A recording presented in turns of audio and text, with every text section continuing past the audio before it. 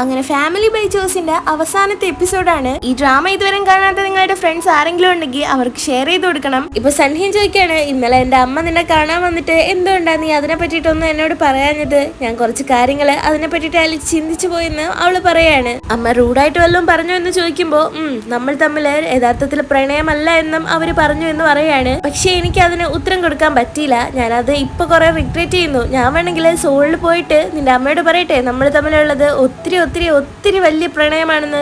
അടുത്ത രംഗത്തില് നമ്മുടെ ജൂണിന്റെ അച്ഛനെ കൊണ്ട് എങ്ങനെയെങ്കിലും അക്സെപ്റ്റ് ചെയ്യിപ്പിക്കാനായിട്ട് സൻഹ കാണാൻ ചെല്ലുകയാണ്. എനിക്ക് ജൂണിനെ ഒത്തിരി ഇഷ്ടമാണ്. അവളുമായിട്ട് ഒരു നോർമൽ ആയിട്ടുള്ള ഫ്യൂച്ചർ അവളുടെ കൂടെ തന്നെ സ്പെൻഡ് ചെയ്യണമെന്ന് എനിക്ക് ഒത്തിരി ആഗ്രഹമുണ്ട്. അവളെ ഞാൻ ഒരിക്കലും സങ്കടപ്പെടുത്തത്തില്ല എന്നിങ്ങനെ പറയാണ്. ഇത് കേട്ട അച്ഛനും എനിക്ക് അത് മതി എന്ന് പറഞ്ഞ് അവർ രണ്ടുപേരും അക്സെപ്റ്റ് ചെയ്യുന്നു. ഇപ്പൊ ഹേജിനെയും അമ്മയും കാണിക്കാണ്. അവൻ പറയുന്നുണ്ട് അടുത്തുള്ള ഒരു ചെറിയ ബാസ്കറ്റ് ബോൾ അക്കാഡമി അവൻ ഏറ്റെടുത്ത് നടത്താനായിട്ട് തീരുമാനിച്ചിരിക്കുകയാണെന്ന്. അച്ഛൻ എന്ത് പറഞ്ഞു എന്ന് അമ്മയും ചോദിക്കുമ്പോ അവനും പറയാണ്, എനിക്ക് എന്താണോ ഇഷ്ടം അതാണ് അച്ഛന്റെ ഇഷ്ടമെന്ന്. എന്നിട്ട് അവനെ സന്തോഷത്തിൽ പറയുന്നുണ്ട്, നിങ്ങളെ ഇങ്ങനെ അച്ഛനും അമ്മയെന്ന് പറയുമ്പോ നിങ്ങൾ തമ്മിലെ കല്യാണം കഴിച്ചവരെ പോലെയാണ് എനിക്ക് തോന്നുന്നതെന്ന്. ഇപ്പൊ അടുത്ത രംഗത്തില് നമ്മുടെ ജുവോണിനെ ഹേജിനും കാണിക്കാണ്. ഇവർ രണ്ടുപേരും എങ്ങനെ അച്ഛനെയും അമ്മയും ഒരുമിപ്പിക്കാം എന്നുള്ള ചിന്തയിലാണ്. ജുവോണും പറയും, ഞാൻ നിന്റെ അമ്മയടുത്ത് പറഞ്ഞ ഒരു കാര്യം ഞാൻ നല്ല രീതിയിൽ റിഗ്രറ്റ് ചെയ്യുന്നുണ്ട്. അന്ന് വീട്ടിൽ വന്നപ്പോ എനിക്ക് അമ്മയെ വേണ്ട, എനിക്ക് ചേട്ടനെ മാത്രം മതി എന്നിങ്ങനെ ഞാൻ പറഞ്ഞായിരുന്നു. പിന്നെ വലുതായി കുറച്ച് ബുദ്ധി വന്നപ്പോഴാ അതിനെ പറ്റിയിട്ട് ഇങ്ങനെ ആലോചിച്ച് തെറ്റാന്ന് മനസ്സിലാക്കിയത്. ഇത് കേട്ട് നമ്മുടെ ഹേജിനും, എടി അതൊക്കെ വിട്, നീ ഇപ്പോഴും അതി പിടിച്ചോണ്ടിരിക്കണോ? നീ അന്ന് വെറും 7 വയസ്സുള്ള പൊടി കുഞ്ഞായിരുന്നെന്നിങ്ങനെ. നമുക്കെന്തുകൊണ്ട് അവര് തമ്മിൽ ജലസാക്കിക്കൂടെ എന്നിങ്ങനെ ഹേജിനും പറയും. ഇത് അടിപൊളിയായിട്ടുള്ള ഐഡിയ ആണ് അവളും ചിന്തിക്കുന്നത്. അപ്പോഴാണ് നമ്മുടെ ദാലും അവിടെ വരുന്നത് കാണുന്നത്. അങ്ങനെ ജുവോണും ചിന്തിക്കുന്ന, എന്തുകൊണ്ട് നമുക്ക് ഹേജിന് ജലസാക്കിക്കൂടാന്ന്. നമ്മുടെ ദാലിന് ജയോണ് ഒരു ബ്ലൈൻഡ് ഡേറ്റ് ഫിക്സ് ചെയ്തായിരുന്നു, അതിനുവേണ്ടി വന്നിരിക്കും അവളെന്നിങ്ങനെ പറയും. ഇത് കേട്ട് നമ്മുടെ ഹേജിന് ഷോക്കേട്ട്, എന്തോ ബ്ലൈൻഡ് ഡേറ്റോ? ദാലിന്റെ അമ്മ അവളിങ്ങനെ കാണാൻ കൊള്ളാത്ത ചെറുക്കന്മാരുടെ അടുത്തൊക്കെയാ ബ്ലൈൻഡ് ഡേറ്റിന് പറഞ്ഞു വിടുന്നത്. അതുകൊണ്ട് തന്നെ ജയിൻ വിചാരിച്ച് അവളെ ഒന്ന് ഹെൽപ്പ് ചെയ്യാന്ന്. ഇത് കേട്ട് നമ്മുടെ ഹേജിനും, പക്ഷെ ദാലിന് ഇങ്ങനെ ബ്ലൈൻഡ് ഡേറ്റിന് പോകുന്നത് ഇഷ്ടമല്ലല്ലോ, അതെന്തോ ഇപ്പൊ അവള് അക്സെപ്റ്റ് ചെയ്തത്? എടാ അത്രമാത്രം സുന്ദരനായിട്ടുള്ള ചെറുക്കനെ അവൾ എങ്ങനെ റിജക്ട് ചെയ്യാനാ? നീ തന്നെ നോക്ക്. ചിലരൊക്കെ ഇവിടെ അവളെ നാടറിയ റിജക്ട് ചെയ്ത് വിട്ടിരിക്കുമല്ലേ എന്നിങ്ങനെ പറഞ്ഞ ഹേജിനെയും കുത്തി സംസാരിക്കും. ഇവർ രണ്ടുപേരും ഒരുമിച്ച് വരുന്ന കണ്ട് നമ്മുടെ ഹേജിന്റെ മുഖത്തെ എക്സ്പ്രഷൻ മാറുന്നത് കണ്ടാലും നമുക്ക് മനസ്സിലാക്കാം അവന് ജലസി അടിച്ച് തുടങ്ങിയിട്ടുണ്ടെന്ന്. ഇപ്പൊ സൻഹയും പോയി കഴിഞ്ഞ് നമ്മുടെ അച്ഛനും ഇങ്ങനെ പുറത്ത് വെക്കും. അപ്പോഴാണ് സൻഹയുടെ അച്ഛനും വന്നിട്ട്, എടാ നീ എന്തോടെ പുറത്ത് ചെയ്യുന്നത്? അതെനിക്കൊരു ഗസ്റ്റ് ഉണ്ടായിരുന്നു എന്നിങ്ങനെ. ഓ ഗസ്റ്റ് ഉണ്ടായിരുന്നല്ലേ എന്നിങ്ങനെ ആലോചിച്ച് നമ്മുടെ സൻഹയുടെ അച്ഛനും ഹേജിന്റെ അമ്മയാണ് ആലോചിക്കുന്നത്.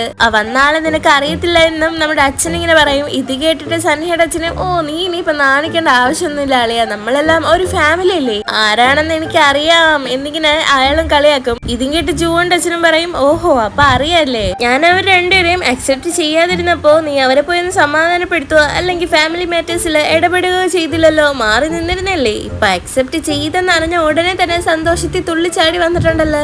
ഇതും കേട്ട് അപ്പോഴാണ് നമ്മുടെ സൻഹയുടെ അച്ഛനും മനസ്സിലാക്കുന്നത് അയാളുടെ മോനെ അക്സെപ്റ്റ് ചെയ്ത കാര്യം. അപ്പോഴാണ് സൻഹയുടെ അച്ഛന്റെ കൊളീഗും പറയുന്നത്, ചെക്കന്റെ അച്ഛൻ പെണ്ണിന്റെ അച്ഛനെ കണ്ട് സംസാരിച്ച് സെറ്റാക്കാൻ വേണ്ടിട്ട് സാർ ഇവിടെ ഫ്രൂട്ട് ബോക്സ് ഒക്കെ ആയിട്ട് വന്നായിരുന്നു എന്ന്. ഓ അങ്ങനാണോ? അത് ഞാൻ അറിഞ്ഞില്ലല്ലോ, അത് പറയണ്ടല്ലായിരുന്നോ എന്നിങ്ങനെ അച്ഛനും പറയും. ഇതും കേട്ട് നമ്മുടെ സൻഹയുടെ അച്ഛനും വീണ്ടും കളിയാക്കൊണ്ട്, ശരിയാ, ഞാൻ അങ്ങനെ പറയാനൊക്കെ വന്നപ്പോഴാണ് ഇവിടെ പല കാര്യങ്ങളും കണ്ടേന്ന് പറഞ്ഞ് അയാളെ കൊളീഗിനെ പിടിച്ച് ആ രംഗം അങ്ങ് റീക്രിയേറ്റ് ചെയ്യുന്നത്.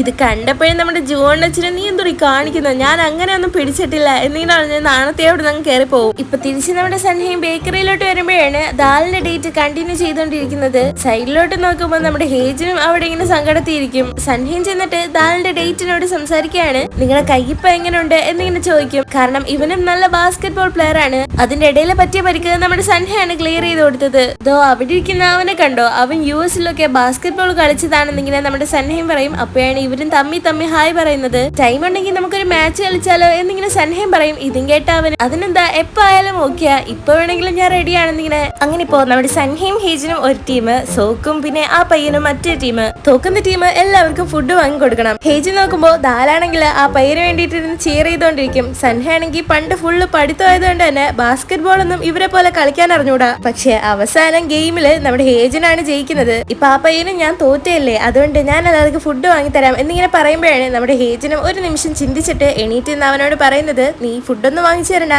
പകരം എനിക്കൊരു കാര്യം ചെയ്യണമെന്ന്. എന്ത് വേണമെങ്കിലും പറഞ്ഞോ എന്നിങ്ങനെ അവനും പറയും. അപ്പോഴാണ് നമ്മുടെ ഹേജിനും പറയുന്നത്, ഇന്നത്തേക്ക് ദാലിനെ എന്റെ കൂടെ വിടാനായിട്ട്. അങ്ങനെ ഇപ്പോ ഹേജിനും ദാലും ഒരുമിച്ചിരിക്കുകയാണ്. ഇവര് തുടക്കത്തിലൊന്നും മിണ്ടുന്നില്ല. അവൻ എന്തെങ്കിലും പറയാൻ വരുമ്പോ തന്നെ അവള് പറയുന്നുണ്ട്, നീ ഒന്നും പറയണമെന്നില്ല, അതെന്തെങ്കിലും പറഞ്ഞാൽ തന്നെ അതെന്നെ ബാധിക്കത്തില്ല എന്ന്. ഞാനൊരു കാര്യം പറയാം, എനിക്ക് നിങ്ങളെ ഇഷ്ടമാണ്. ഇത് ഞാൻ പറയുമ്പോൾ നീ വിചാരിക്കും ഞാനൊരു സ്റ്റുപ്പിഡാന്ന്, പക്ഷേ ഈ കാര്യം എനിക്ക് 100% ഉറപ്പാണെന്നും അവള് പറയാണ്. ഞാൻ പഠിച്ചതും എന്നോട് പറഞ്ഞിട്ടാണ്, ഒരു ലോ സ്കൂളിൽ പോയി ലോയർ ആയതും എന്നോട് പറഞ്ഞിട്ടാണ്. ഞാൻ സ്വന്തമായിട്ട് ആഗ്രഹിച്ച ഒരു കാര്യമാണ് നടന്നിട്ടുള്ളത്. അത് സോളിൽ നിന്ന് എന്റെ നാട്ടിലേക്ക് തിരിച്ചു വരിക എന്നുള്ളത്. അതെനിക്ക് ഇവിടുത്തുള്ള ഇഷ്ടം കൊണ്ടല്ല, മറിച്ച് സോളിലെ ലൈഫ് ഭയങ്കര ഹാർഡായിരുന്നു എന്നും നിനക്കറിയാവോ. എനിക്കത് വേണം, എനിക്കത് ഇഷ്ടപ്പെട്ടു, എനിക്കത് കിട്ടി എന്നുള്ള കാര്യങ്ങളൊക്കെ എന്റെ ലൈഫിൽ വളരെ റെയർ ആയിട്ടായിരുന്നു നടന്നിട്ടുള്ളത്. ഹൈസ്കൂളിൽ വെച്ച് എന്റെ ജീവിതത്തിൽ ആദ്യമായിട്ടാണ് ഒരാളോട് ഇഷ്ടം തോന്നുന്നത്. അത് നിന്നോടാണ്. ഇന്നും കൂടെ ആയപ്പോ എനിക്ക് മനസ്സിലായി ഞാൻ യഥാർത്ഥത്തിൽ ഒത്തിരി ഒത്തിരി ഒത്തിരി ഇഷ്ടപ്പെട്ടിട്ടുണ്ടെന്ന്. ഇതൊക്കെ ദാല് പറഞ്ഞുകൊണ്ടിരിക്കുമ്പോ ഹേജൻ ഒരുപോലെ പോലും കണ്ണടയ്ക്കാതെ അവളെ നോക്കിക്കൊണ്ടിരിക്കുകയാണ്. ദാലും പറയാണ്, എനിക്ക് നിന്നെ ഇഷ്ടാ, അത്രേ ഉള്ളൂ. അതുകൊണ്ട് എന്താ എന്നിങ്ങനെ ഒരു ആറ്റിറ്റ്യൂഡ് ആയിരിക്കും ഇനി മുതൽ എന്റേത്. ഇതെങ്കിലും ഞാൻ തുറന്നു പറഞ്ഞില്ലെങ്കിൽ എന്നോട് തന്നെ എനിക്ക് സങ്കടം തോന്നും. അങ്ങനെ ഒരു സെക്കൻഡ് അവളൊന്ന് സംസാരം നടത്തുമ്പോ നമ്മുടെ ഹേജന് ചോദിക്കുകയാണ്, ഇനി എനിക്ക് സംസാരിക്കാവോ? ഞാൻ ഉറക്കത്തിന്റെ ഇടയിലും നിന്നെ പറ്റിയിട്ട് ആലോചിച്ച് സങ്കടപ്പെടും, നടന്നുകൊണ്ടിരിക്കുമ്പോ പോലും നിന്നെ പറ്റിയിട്ട് ആലോചിച്ച് സങ്കടപ്പെടും. എനിക്ക് തോന്നുന്നത് ഞാൻ നിന്നെ ജൂണിനെ പോലെ ഒരു അനിയത്തിയായിട്ടല്ല കാണുന്നതെന്നാ. ചിന്തിച്ചു നോക്കുമ്പോ അനിയത്തി എന്നിങ്ങനെ വിളിക്കാൻ പോലും എനിക്ക് പറ്റാത്ത അവസ്ഥയായി. എനിക്ക് നിന്നോട് ഫീലിങ്സ് തോന്നി തുടങ്ങിയിട്ടുണ്ട്, പക്ഷേ നിനക്ക് എന്നോടുള്ള അത്രയും പോലെ അത്രയ്ക്ക് ഡീപ്പ് അല്ല അത് ഇതുവരെയും. എന്നെ ഡേറ്റ് ചെയ്യാമോ എന്നിങ്ങനെ ദാലിനോട് ചോദിക്കുകയാണ്. ഇത് കേട്ട അവളും ഷോക്കിലിരിക്കും. അങ്ങനെ അവിടെ വെച്ച് നമ്മുടെ ദാലിന്റെ 10 വർഷത്തെ പ്രണയം പൂവണിയുകയാണ്. അങ്ങനെ ഇപ്പൊ അടുത്ത ദിവസം രാവിലെ സൻഹീൻ ജോലിക്ക് പോകാനായിട്ട് റെഡി ആയിട്ട് ഇറങ്ങും. ദാലേ സുഖമാണോ എന്നിങ്ങനെ ചോദിക്കുന്നത് കേട്ട് നമ്മുടെ ഹേജനും അകത്തൊന്ന് ചീരിപ്പാഞ്ഞിറങ്ങി വരികയാണ്. പക്ഷെ അവിടെ ദാല് പോയിട്ട് അവിടെ ഒരു പൊടി പോലും ഇല്ല. അങ്ങനെ കുറച്ച് കഴിഞ്ഞ് അവളും പുറത്തോട്ട് ഇറങ്ങി വരും. അങ്ങനെ ഇവർ രണ്ടുപേരും ഇങ്ങനെ തമ്മി നോക്കൊണ്ട് നിൽക്കുന്ന കണ്ട് നമ്മുടെ സൻഹയും ജൂണും അവരെയും തള്ളി ഒരുമിച്ചാക്കിയിട്ട് അവര് റൊമാൻസ് കാണിച്ചങ്ങ് പോകുന്നത്. ഇപ്പൊ നമ്മുടെ സൻഹയുടെ അച്ഛനും അവന്റെ അമ്മയെ വിളിച്ചിട്ട് അവനൊരാൾ ഡേറ്റ് ചെയ്യുന്നുണ്ട് എന്നിങ്ങനെ പറയുമ്പോഴാണ് അത് ഓൾറെഡി അറിയാമെന്നും അയാൾ മനസ്സിലാക്കുന്നത്. സൻഹയുടെ അമ്മ പറയാണ്, സോഹിക്ക് UK പോയി പഠിക്കാനൊരാഗ്രഹം, അതുകൊണ്ട് തന്നെ ഞങ്ങൾ UK പോവുകയാണ്. പോകുന്നതിന് മുന്നേ തന്നെ ഞാൻ സൻഹയെ കണ്ടോളാം എന്നും അമ്മ പറയും. നിനക്ക് എന്തെങ്കിലും ആവശ്യം ഉണ്ടെങ്കിൽ ഒരിക്കലും വിളിക്കാൻ മടിക്കണ്ടെന്ന് പറഞ്ഞ് സൻഹയുടെ അമ്മയ്ക്ക് ഒരു നല്ല ഫ്യൂച്ചറും വിഷ് ചെയ്യുകയാണ് അച്ഛൻ. അവരോട് സൻഹയുടെ അച്ഛന് ഇപ്പോഴും ഒരു ഇഷ്ടമുണ്ടെന്ന് നമുക്ക് ഇതിലൂടെ മനസ്സിലാക്കാം. അങ്ങനെ ഓരോരുത്തരും അവരുടെ ഇഷ്ടപ്പെട്ട വ്യക്തികളുമായിട്ട് സമയം സ്പെൻഡ് ചെയ്യും. ഇപ്പൊ നമ്മുടെ സൻഹയും ജൂണും അച്ഛന്റെ അമ്മയുടെ കാര്യം തന്നെയാണ് സംസാരിക്കുന്നത്. അവർക്ക് രണ്ടുപേർക്ക് തമ്മി ഫീലിങ്സ് ഉണ്ട്, പക്ഷെ രണ്ടുപേരും തമ്മിൽ തുറന്നു പറയാനും റെഡിയല്ല. ഇവരായിട്ട് കൂടുതൽ പുഷ് ചെയ്ത് കഴിഞ്ഞാൽ രണ്ടുപേർക്കും അത് ബുദ്ധിമുട്ടായിരിക്കും. സൻഹ പറയും, നമ്മളെക്കാളും കൂടുതൽ ടെൻഷൻ അടിച്ചുകൊണ്ടിരിക്കുന്നത് നിന്റെ അച്ഛനാ. അതെനിക്ക് മനസ്സിലാവും, കാരണം ഞാനും ആ ഒരു സ്റ്റേജിൽ കൂടെ കടന്നു പോയതാ നീ എന്നെ റിജക്ട് ചെയ്തപ്പോന്ന് എന്നിങ്ങനെ പറഞ്ഞ് സൻഹയും അവളെ ഇങ്ങനെ അടുത്തോട്ട് ചേർക്കും. പെട്ടെന്ന് നമ്മുടെ ജൂണും ടെൻഷനായിട്ട് അതിന് ഞാൻ എപ്പോഴാടാ നിന്നെ റിജക്ട് ചെയ്ത് എന്നിങ്ങനെ പറഞ്ഞ് മാറാൻ ശ്രമിക്കും. അങ്ങനെ ഇവർ രണ്ടുപേരും ഇപ്പൊ കിസ് ചെയ്യും എന്ന് പറഞ്ഞ് ഇങ്ങനെ റൊമാൻറ്റിക് ആയിട്ട് ഇരിക്കുമ്പോഴാണ് കഥവും കൊട്ടി ഹേജിനകത്തോട്ട് വരുന്നത്. നീന്തോടി ഇവിടെ ചെയ്യുന്നത് എന്നിങ്ങനെ നമ്മുടെ ഹേജിന് ചോദിക്കുമ്പോൾ അത് ഞാൻ വെറുതെ വന്നേ എന്നിങ്ങനെ പറഞ്ഞ് അവളും അവിടെ നിന്ന് എസ്കേപ്പ് ആവും. ഈ സമയം നമ്മുടെ സൻഹയും ചേടാ ഈ കാലനെ കൊണ്ട് തോറ്റല്ലേ, ഞാൻ ഇവിടുന്ന് മാറി താമസിക്കേണ്ടി വരുമോ എന്നിങ്ങനെ ചിന്തിക്കുന്നത്. അപ്പൊ അടുത്ത ദിവസം നമ്മുടെ ജൂണും ഹേജിന്റെ അമ്മയെ കണ്ട് സംസാരിക്കാനായിട്ട് എത്തിയിരിക്കുകയാണ്. എന്റെ അമ്മയായിട്ടിരിക്കാൻ പറ്റുമോ, ഞാനൊരു നല്ല മകളായിട്ടിരിക്കാമെന്നും അവള് പറയാണ്. ഇതിനുശേഷം നമ്മുടെ അമ്മയും അച്ഛനെ കാണാനായിട്ട് വരും. എന്നിട്ട് പറയാണ്, എനിക്ക് നൂഡിൽസ് ഉണ്ടാക്കാൻ അറിയത്തില്ല എന്നിങ്ങനെ. ഇത് കേട്ട് അച്ഛനും കൺഫ്യൂസ്ഡ് ആവും. പക്ഷെ ഞാനത് പഠിക്കാം, വീട്ടുജോലികൾ ചെയ്യാനും ഒരു മകളെ എങ്ങനെ വളർത്തണ്ടെന്നും ഞാൻ പഠിക്കാം എന്നിങ്ങനെ. അമ്മയും അവരുടെ ഉള്ളിലുള്ള ഫീലിങ്സ് ഇൻഡയറക്റ്റ് ആയിട്ടാണെങ്കിലും അവൾ എക്സ്പ്രസ് ചെയ്തിരിക്കുകയാണ്. ഇത് മനസ്സിലാക്കിയ അച്ഛനും ഷോക്കിലിരിക്കും. അച്ഛനും ഇങ്ങനെ ഇരിക്കുന്ന കണ്ട് പെട്ടെന്ന് അമ്മയും സോറി ഞാൻ ഇങ്ങനെ പറയാൻ പാടില്ലായിരുന്നു, ഞാൻ കുറച്ച് സെൽഫിഷ് ആയി പോയി എന്നിങ്ങനെ പറഞ്ഞ് അവിടുന്ന് എണീറ്റ് പോകാൻ പോകുമ്പോഴാണ് അച്ഛനും വിളിക്കുന്നത്. എനിക്ക് നിങ്ങളെ ഇവിടെ ആദ്യമേ വന്നപ്പോ മുതലേ എനിക്ക് നിങ്ങളോട് ഇഷ്ടമുണ്ടായിരുന്നു എന്നിങ്ങനെ അച്ഛനും പറയും. പക്ഷെ ഒരു സിംഗിൾ ഡാഡിന് ഉണ്ടാവുന്ന ഫീലിങ്സ് ഒന്നും ആരും വകവയ്ക്കാറില്ല. പക്ഷെ എന്താണെന്ന് അറിയത്തില്ല, വീണ്ടും നിങ്ങളെ കണ്ടപ്പോ എനിക്ക് ആ ഇഷ്ടം കൂടിക്കൂടി വന്നു. ഇപ്പോഴത്തെ പിള്ളേരെ പോലെ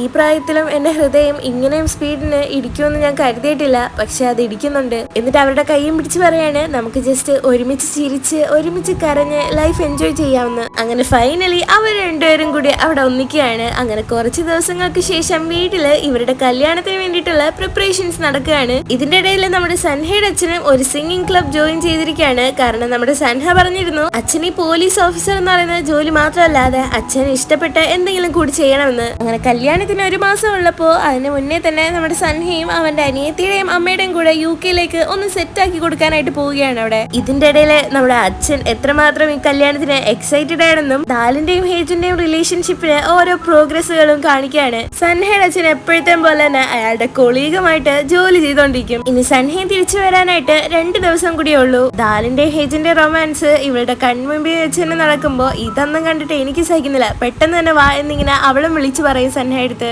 ഇപ്പൊ കല്യാണത്തിനാണെങ്കിൽ വെറും മണിക്കൂറുകൾ മാത്രം ബാക്കി നിൽക്കുകയാണ്. നമ്മുടെ സൻഹയാണെങ്കിൽ വിളിച്ചിട്ട് കിട്ടുന്നുമില്ല. അതുകൊണ്ട് തന്നെ ജൂണും ടെൻഷനിൽ ഹേജിനെ വിളിക്കും. പക്ഷെ അവനും അവളെ സമാധാനിപ്പിച്ചു വിടും. എന്നിട്ട് വെഡിങ്ങിനുള്ള റിംഗ് ഒക്കെ എടുക്കാനും വേണ്ടിട്ട് അവളെ വീട്ടിലോട്ട് പറഞ്ഞു വിടും. പക്ഷെ നമ്മുടെ സൻഹയാണെങ്കിൽ ഇവളെ സർപ്രൈസ് ചെയ്യാൻ വേണ്ടിട്ട് ആരടുത്തും പറയാതെ ഓൾറെഡി അവിടെ നേരത്തെ വന്നിട്ടുണ്ട്. അങ്ങനെ അവിടെ വെച്ച് ഇവർ തമ്മി കാണുമ്പോ നീ എന്താ ഇവിടെ ചെയ്യുന്നതെന്ന് അവനും ചോദിക്കും. അപ്പോഴാണ് അവളും ചോദിക്കുന്നത്, നീ ഇപ്പൊ പ്ലെയിനിൽ ഇരിക്കേണ്ടതല്ലേ, നീ എന്താ ഇവിടെ ചെയ്യുന്നതെന്ന്.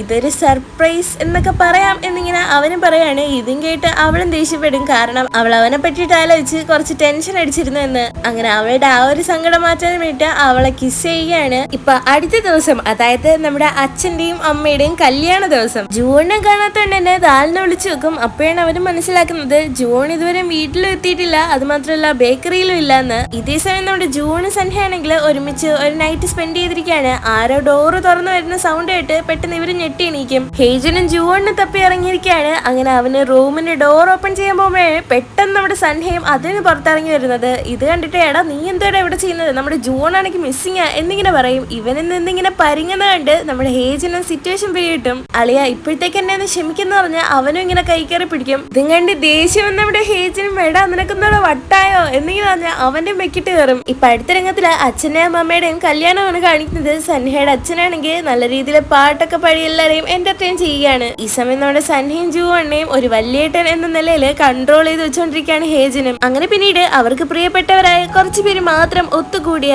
ആ ഒരു കല്യാണം അവിടെ നടക്കുകയാണ്. അങ്ങനെ ഇവരെല്ലാരും കൂടെ ഒരുമിച്ചിരുന്ന് ഫോട്ടോ എടുക്കും. അതോടുകൂടിയിട്ട് ഈ ബ്യൂട്ടിഫുൾ ആയിട്ടുള്ള ഫാമിലി ബൈ ചോയ്സ് എന്ന് പറയുന്ന ഡ്രാമ ഇവിടെ തീരുകയാണ്. ഈ ഡ്രാമ ഇഷ്ടപ്പെടാത്തായിട്ട് ആരും കാണത്തില്ല, അത്രയ്ക്ക് അടിപൊളിയായിട്ടുള്ള ഡ്രാമ ആയിരുന്നു. നിങ്ങൾക്ക് എല്ലാവർക്കും ഈ ഡ്രാമ ഇഷ്ടപ്പെട്ടാണ്. ഇഷ്ടപ്പെട്ടെങ്കിൽ മറക്കാതെ നിങ്ങൾ ഫ്രണ്ട്സിന് കൂടി ഷെയർ ചെയ്ത് കൊടുക്കണം. അപ്പൊ ഇനി നമുക്ക് റൊമാൻസ് ഇൻ ദ ഹൗസിന്റെ അടുത്ത എപ്പിസോഡിൽ കാണാം. Bye, thank U.